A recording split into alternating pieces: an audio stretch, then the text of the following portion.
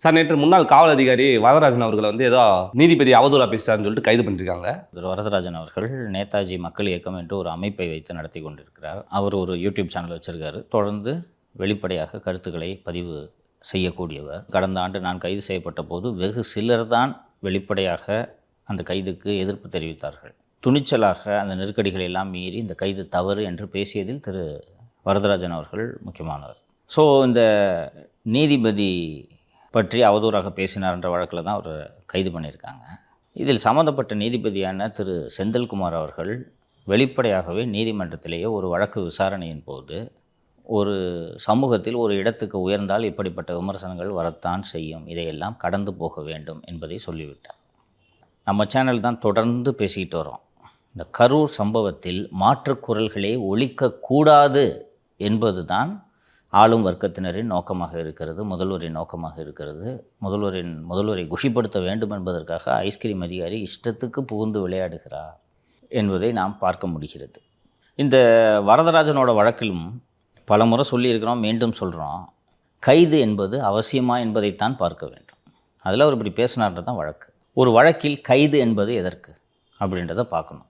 அந்த வழக்கில் சம்பந்தப்பட்ட முக்கியமான ஆதாரங்களை சேகரிக்க வேண்டும். ஃபார் எக்ஸாம்பிள், நீ ஒரு கொலை பண்ணிவிட்டு ஒரு 10 பவுன் திருடிட்டு வந்துடுற அப்படின்னா அந்த 10 பவுனை எங்கே வைத்திருக்கிறாய் என்பதை கண்டுபிடிப்பதற்காக கைது செய்து உன்னை கஸ்டடியில் எடுக்க வேண்டும். அதுபோல் அந்த கொலை செய்வதற்கு பயன்படுத்திய ஆயுதத்தை எங்கே வைத்திருக்கிறாய் என்பது குறித்து விசாரிப்பதற்கு கஸ்டடியில் எடுக்கணும்.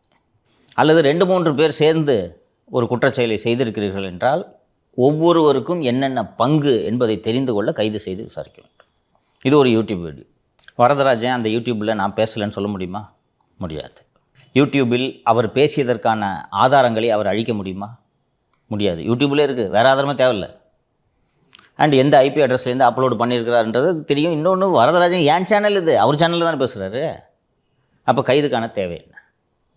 இங்கே வழக்கு பதிவு செய்யுங்க. நீதிபதி திரு ஜி.ஆர். சுவாமிநாதன் அவர்கள் எனக்கு ஜாமீன் கொடுத்த அந்த வழக்கில் அதான் சொல்கிறார். போலீஸ் அப்படி தான் பண்ணுவாங்க. ரிமாண்டு செய்யக்கூடிய நீதிபதிகள் இதை பரிசீலிக்க வேண்டும். காவல்துறை இப்படி உச்சநீதிமன்றத்தின் தீர்ப்புகளை துச்சமாக மதித்து வழக்குகளை பதிவு செய்து கைது செய்தாலும் மேஜிஸ்ட்ரேட்டுங்க ரிமாண்டு செய்யும் போது இதை கவனத்தில் கொள்ள வேண்டும் என்பதை அதில் சொல்லியிருந்தார். இந்த வழக்கில் ஏன் அந்த நீதிபதி இந்த விஷயத்தை கவனத்தில் கொள்ளவில்லை என்பது எனக்கு புரியவில்லை. இந்த கைது நடவடிக்கை என்பது ஒரு மனிதனின் அடிப்படை உரிமையை மீறும் செயல். அரசியலமைப்பு சாசனம் ஆர்டிகல் 21 வாழும் உரிமையை அனைவருக்கும் வழங்கியிருக்குது. ஃபாரினர்ஸ்க்கு கூட 21 உண்டு, வாழும் உரிமை உண்டு. அப்படி இருக்கும்போது அந்த வாழும் உரிமையை அரசு பறிக்கும்போது நீதித்துறை தான் முன்னின்று அந்த வாழும் உரிமையை பறிக்காமல் தடுக்க வேண்டும் என்பதை பல்வேறு நீதிமன்றங்கள் தீர்ப்பில் சொல்லியிருக்கின்றன. சரி, இந்த வரதராஜன் ஓடி போயிடுவார், வெளிநாட்டுக்கு தப்பிச்சு போயிடுவார் என்பதற்கான சாத்தியக்கூறுகள் இருக்கிறதா என்றால் இல்லை. இங்கே தான் இருக்க போகிறார், டெய்லி பேசினுக்கிறார். அப்படி இருக்கும்போது கைது எதற்கு என்பதை நாம் பார்க்க வேண்டும்.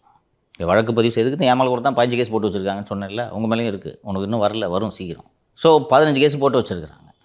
இப்போ காவல்துறை கைது செய்யாமல் இருக்கிறது. ஏன்னா எப்போ வேணுமோ கைது பண்ணிப்பாங்க. நான் எங்கே டெய்லி ஷோ பண்ணிகிட்ருக்கேன், எங்கே ஓடிப்பட போகிறேன்.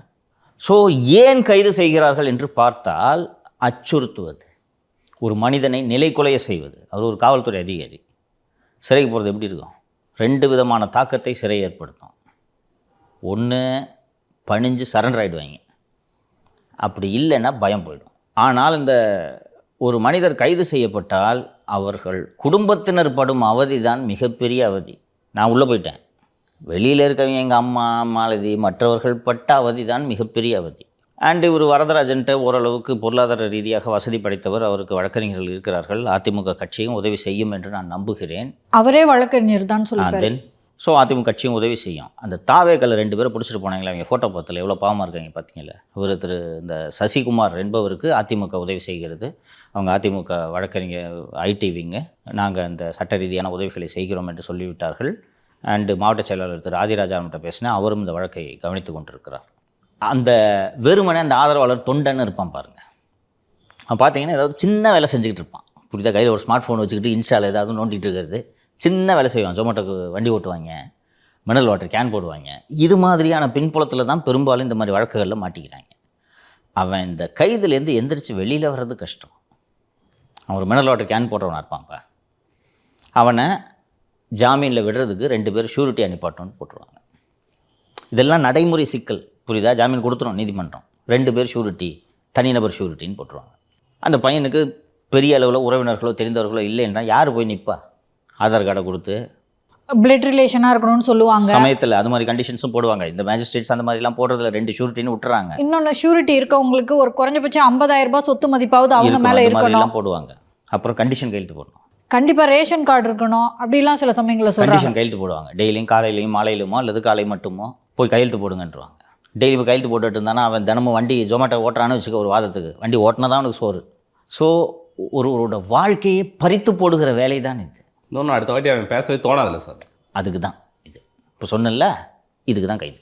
ஸோ ஒரு முழுமையாக ஒரு ஃபேசிஸ்டாக ஸ்டாலின் மாறிவிட்டார் என்று தான் இதை புரிந்து கொள்ள வேண்டும்.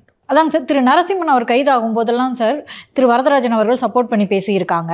அதுக்கப்புறம் நீங்கள் கைதாகும் போது கூட இந்த போலீஸ் வந்து எப்படி அடக்குமுறையை ஏவி விடுறாங்க அப்படின்லாம் அவர் சப்போர்ட் பண்ணி பேசியிருக்காரு சார். மற்றவர்களுக்கும் திரு வரதராஜன் அவர்களுக்கும் நான் என்ன வித்தியாசத்தை பார்க்குறேன்னாங்க சார், போலீஸ் எந்த இடத்துல அத்துமீறுறாங்க அப்படின்ற விழிப்புணர்வை மக்களுக்கு ஏற்படுத்திட்டு இருந்தாரு சார். இப்படிப்பட்ட ஒடுக்குமுறையை ஏவி விட்டு முழுமையாக ஒரு சர்வாதிகாரியாக திரு ஸ்டாலின் அவர்களின் ஆட்சி மாறிவிட்டது என்று தான் நாம் புரிந்து கொள்ள வேண்டும். அடக்குமுறைகளையும் ஒடுக்குமுறைகளையும் கண்டு மக்கள் அஞ்சுவார்களா என்றால் அஞ்சுவார்கள், சந்தேகமே வேணாம். இயல்பாக எல்லாருக்கும் பயம் வரும். ஏற்கனவே போட்ட போஸ்டெல்லாம் டெலீட் பண்ணுவோம், உண்மை. அதுக்கு தான் இவங்களும் பண்ணுறது. ஆனால் இது மிக தீவிரமான எதிர்வினைகளை ஏற்படுத்தும். அதனால தான் ஆட்சியாளர்கள் எப்போவுமே ரொம்ப கவனமாக கையாளணும். இவ்வளோ பேர் இருக்காங்க, இது செய்தியை பார்க்குறாங்க அப்படின்னா அவங்களுக்கும் பயம் வரும். ஆனால் இதை நினைவில் வைத்திருப்பார்கள். சப்கான்ஷியஸ் மைண்டில் போய் இது உட்காரும், இவங்க அடக்குமுறையை ஏவி விட்டவர்கள் என்று. ஸோ இதோட விளைவு எங்கே வெளிப்படும் என்று கேட்டீர்கள் என்றால் தேர்தலில் வெளிப்படும். ஒரு சாதாரணமாக ஒருத்தன் இருக்கிறான், திமுகவுக்கு வாக்களிக்கலான்னு நினச்சிக்கிட்டு இருக்கிறவனுக்கு கூட என்ன அப்படி பண்ணுறாங்க, இதெல்லாம் அவன் சப்கான்ஷியஸ் மைண்டில் போய் உட்காரும். ஸோ இந்த தேர்தல் வர்ற நேரத்தில் இவங்களை யார் தோக்கடிப்பாங்கன்னு பார்த்து தேர்ந்தெடுப்பான். இப்படித்தான் அலையில் வந்து அடிச்சுட்டு போகிறது ஆட்சிகள். கடந்த காலங்களிலும் இது நடந்திருக்கிறது, இந்த 26லும் இது நடக்கத்தான் இருக்கிறது. இது அதிகாரிகள்கிட்ட முழு அதிகாரத்தையும் கொடுத்தால் அந்த அதிகாரிகள் தேர்தலில் போட்டி போட போவதில்லை. தோத்தாலும் நான் ஏற்கனவே பல முறை சொல்லியிருப்பது போல் எடப்பாடி வீட்டு வாசலே போய் உருண்டுக்கிட்டே போவாங்க, கிரீன்வேஸ் ரோட்டில் உருண்டுக்கிட்டே போவாங்க வீட்டுக்கு. ஐயா நான் ஒரு அதிமுக விசுவாசிங்க அப்படின்னு கூசாமல் பேசுவாங்க. நான் 91 பார்த்துக்கிட்டு இருக்கேன் நான் இந்த அதிகாரிகளை. குச்சமே இல்லாமல் போய் சரணாகதி அடைவார்கள். அதிமுக தலைவர்களிடம் போய் காலில் விழுவார்கள், நான் பார்த்துருக்கிறேன். ஸோ வாக்குகளை வாங்கி மக்கள் நன்மதிப்பை பெற்று வெல்ல வேண்டும் என்று நினைக்கக்கூடிய அரசியல் தலைவர் தான் இதை தலையிட்டு தடுக்க வேண்டும். அவர் வேடிக்கை பார்த்து கொண்டிருக்கிறார் என்றால் அதற்கான விலையை அவர் கொடுப்பார் என்பதில் சந்தேகம் வேண்டாம். ஆனால் அவருக்கே தெரியாமல் தான் சார் இதெல்லாம் நடந்திருக்கும். அதனால் உங்கள் பொறுப்பை நீங்கள் தட்டி கழிக்க முடியாது. ஐஸ்கிரீம் அதிகாரிக்கும் அருட்தந்தைக்கும் அல்வா அதிகாரிக்கும் அதிகாரம் எங்கேருந்து வருகிறது? யார் அவர்களை அந்த பதவியில் நியமித்தது? முதலமைச்சர். இப்போ நீங்கள் தான் பதில் சொல்லணும்.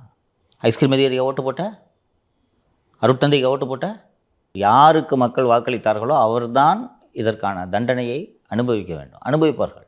நான் ரொம்ப ஒரு தனிப்பட்ட கோபத்திலேயோ இல்லை ஒரு ஆற்றாமையின் காரணமாகவோ இதை சொல்லவில்லை. எழுதி வைத்துக் கொள்ளுங்கள், திமுக இனி எந்நாளும் எந்திரிக்காது. 26 தேர்தல் வீழ்ச்சிக்கு பிறகு திமுக ஒரு நாளும் எந்திரிக்காது. இன்றைக்கி விஜய் வந்துட்டார், நாளைக்கு வேறு யாராவது வருவார்கள், புதிதாக உருவாகும். இந்த பக்கம் அதிமுக ஏன் நீடித்து நிற்கும் என்றால் பழனிசாமி போய் நாளைக்கு வேறு ஒருத்தர் வருவார். அவரோட யூஎஸ்பியாக யூனிக் செல்லிங் பாயிண்ட்டாக அவர் சொல்கிறதே இதுதான். இன்றைக்கி கீழே இருக்கிறவங்க நாளைக்கு மேடையில் இருக்கலாம், மேடையில் இருக்கவங்க ஏன் போஸ்ட்டுக்கு வரலாம், உங்களால் சொல்ல முடியல தானே. அது மீண்டும் மீண்டும் வளரும். பழனிசாமிக்கு பிறகு வேறு ஒருத்தர் எந்திரிச்சு வருவார், பழனிசாமி போல் ஒருவர் வருவார். அதனால தான் இந்த அம்மா துணிச்சலாக சொல்லிச்சு, இன்னும் 100 வருஷத்துக்கு இந்த இயக்கம், 100 ஆண்டுகளை கடந்தும் இந்த இயக்கம் இருக்கும். உங்களால் சொல்ல முடியாது. உங்கள் இயக்கம் என்னமோ திராவிட இயக்கமாக இருக்கலாம், இன்று அது ஒரு குடும்ப இயக்கம், ஒரு குடும்பத்தின் நலனுக்காக இருக்கக்கூடிய இயக்கம். அது இன்னும் சொல்ல போனால் ஒரு ஃபேமிலி வெல்ஃபேர் அசோசியேஷன் அது. ஸோ இதை 26 தோல்விக்கு பிறகு இவங்க கட்சியை நடத்துறது என்பது அத்தனை எளிதல்ல. 21லேயே மிகப்பெரிய போராட்டம், மிகப்பெரிய கூட்டணியின் அடிப்படையில் தானே நீங்கள் வெற்றி பெற்றீர்கள். அதனால் இதற்கான விலையை இவர்கள் கொடுப்பார்கள்.